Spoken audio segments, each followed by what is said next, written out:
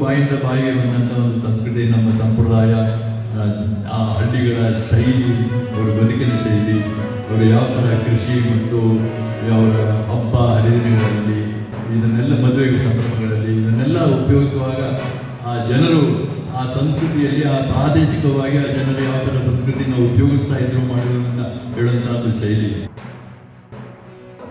ಯುವಕ ಯುವತಿಯರು ಅನೇಕ ಸಂಘ ಸಂಸ್ಥೆಗಳಿರುವಂಥವರು, ನೀವು ನಿಮ್ಮ ಜಿಲ್ಲೆಗಳ ನಮ್ಮ ನಾಡಿನ ಎಲ್ಲ ಜನಪದಗಳನ್ನು ಕಲಿತು ಉಳಿಸಬೇಕು ಅನ್ನೋದು. ಶಾಲಾ ಕಾಲೇಜುಗಳಲ್ಲಿ ಜನಪದ ತರಬೇತಿಗಳಾಗಬೇಕು, ವಿಶ್ವವಿದ್ಯಾಲಯಗಳಲ್ಲಿ ಜನಪದ ವಿಭಾಗಗಳಾಗಬೇಕು.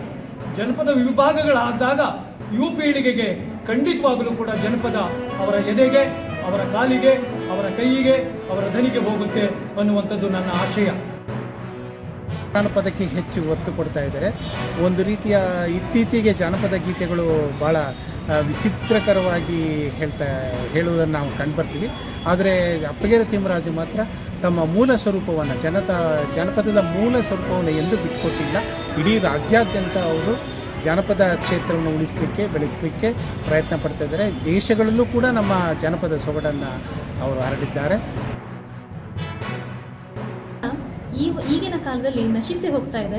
ಆದರೆ ಜನಪದ ಗೀತೆಯ ಪ್ರಕಾರವನ್ನು ಒಂದು ಉಳಿಸಿ ಬೆಳೆಸ್ಕೊಂಡು ಹೋಗಬೇಕು, ಜನರಿಗೆ ಮುಟ್ಟಿಸಬೇಕು ಅನ್ನೋ ಒಂದು ನಿಲುವಿನಲ್ಲಿ ನಮ್ಮ ಅಪ್ಪಗೆರೆ ತಿಮ್ಮರಾಜು ಅವರು ಹಾಗೆ ಶಾಂತಕ್ಕನವರು ಒಂದೊಳ್ಳೆ ಶಿಬಿರವನ್ನು ಏರ್ಪಡಿಸಿದ್ದಾರೆ. ಈಗಿನ ಕಾಲದಲ್ಲಿ ಮೂಲ ಜನಪದ ಗೀತೆಗಳು ಕಡಿಮೆ ಆಗ್ತಾ ಇದೆ. ಆದರೆ ಮೂಲ ಜನಪದ ಗೀತೆಗಳನ್ನು ಜನರಿಗೆ ತಲುಪಿಸಬೇಕು ಅನ್ನೋ ಒಂದು ನಿಟ್ಟಲ್ಲಿ ಒಂದು ಒಳ್ಳೆಯ ಕಾರ್ಯಾಗಾರವನ್ನು ಇವತ್ತು ಏರ್ಪಡಿಸಿದ್ದಾರೆ. ಕುಟುಂಬ ಸಂಗೀತ ಪರಿಷತ್ತು ಹಾಗೂ ಇನ್ನಿತರ ಎಲ್ಲ ಸಂಸ್ಥೆಗಳು, ಸಮಾನ ಮನ ಸಂಸ್ಥೆಗಳ ಜೊತೆಗೆ ನಾವು ಕಾರ್ಯಕ್ರಮವನ್ನು ಮಾಡ್ತಾ ಇದ್ದೀವಿ. ಅದಕ್ಕೆ ಶೀರ್ಷಿಕೆ ಜಾಣರ ಪದ ಜನಪದ ಅಂತ. ಆ ಶೀರ್ಷಿಕೆ ಅಡಿಯಲ್ಲಿ ಇವತ್ತು ಅನೇಕ ಜನರು, 100 ಜನರು ಶಿಬಿರಾರ್ಥಿಗಳಾಗಿ ಭಾಗವಹಿಸಿದ್ದಾರೆ. ಜಾನಪದ ಗೀತೆಗಳನ್ನು ನಾವು ಕಲಿಸುವ ಒಂದು ಚಳುವಳಿಯನ್ನು ನಾವು ಆರಂಭ ಮಾಡ್ತಾ ಇದ್ದೀವಿ. ಅಂದರೆ ಸೊಗಡು ಅದಕ್ಕೆ ಬೇಕು. ಅದರ ಮುಂಚೂಣಿ, ಅದರ ನಾಯಕತ್ವವನ್ನು ಡಾಕ್ಟರ್ ಅಪ್ಪಗೆರೆ ತಿಮ್ಮರಾಜ್ ಅವರು ಸಮರ್ಥವಾಗಿ ನೆರವೇರಿಸಿಕೊಡ್ತಾ ಇದ್ದಾರೆ.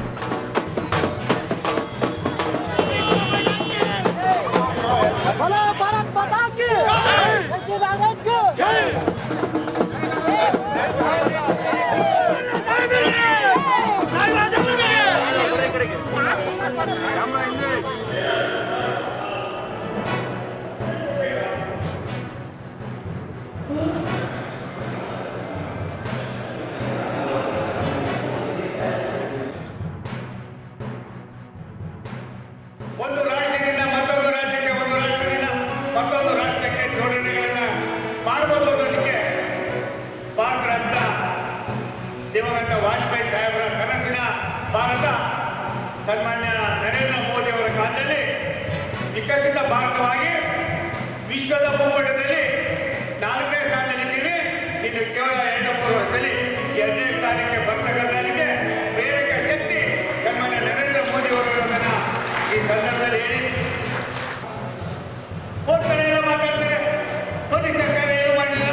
ಮೋದಿ ಸರ್ಕಾರ ಮಾಡಿದ್ದು ಇಡೀ ದೇಶದಲ್ಲಿ ಶುದ್ಧ ಕುಡಿಯುವ ನೀರನ್ನು ಕೊಡ್ತಕ್ಕಂಥ ಕುಡಿತಕ್ಕಂಥ ಜನ ಕೇವಲ 3 ಕೋಟಿ ಜನ, 3 ಕೋಟಿ ಕುಟುಂಬ. ಸನ್ಮಾನ್ಯ ಮೋದಿ ಅವರು ಈ ಕೆಲಸ ಜನಶಕ್ತಿಯನ್ನು ಮಾಡಿ, ನಾನು ಕೂಡ ಅದಕ್ಕೆ ರಾಜ್ಯದ ಒಬ್ಬ ಮಂತ್ರಿ, ರಾಜ್ಯ ಮಟ್ಟದ ಒಬ್ಬ ಮಂತ್ರಿ ಇದ್ದೀನಿ, ಅನುಭವಿಸಿದ್ದೀನಿ.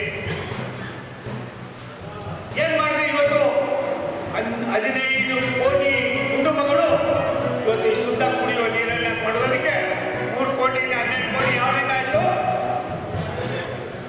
ನಮ್ಮ NDA ಪ್ರಧಾನಿಗಳಾದ ಸನ್ಮಾನ್ಯ